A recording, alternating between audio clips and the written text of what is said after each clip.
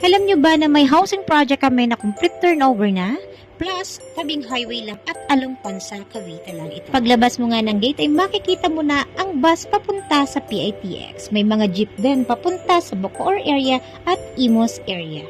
Matatanaw mo na rin ang Tansa Doctors Hospital, kaya naman safe na safe ang pamilya mo. Very spacious nga ang carport at malaya kang madidesign dahil mahaba ang space dito sa harap. At dahil nga ready for occupancy na ang mga unit dito, mas mabilis mo nang malilipatan dahil tatapusin mo lang ang down payment and equity para sa unit mo. Hi everyone, it's me again, Eliza from Rising Shine Realty Inc. At kung plano nyo nga mag-invest dito sa Tansa, the best project si Once and On. Located nga ito sa Barangay Sahod Ulan, Tansa, Cavite. Pwede na nga mapa sa inyo ang isang unit ni Once and On for only 10,000 pesos reservation. 12,804 lang ang monthly amortization via Pag-ibig Financing. At kung kayo nga ay kumikita ng 37,000 monthly, pwede ka nang mag-avail ng unit dito sa Once and On Tansa.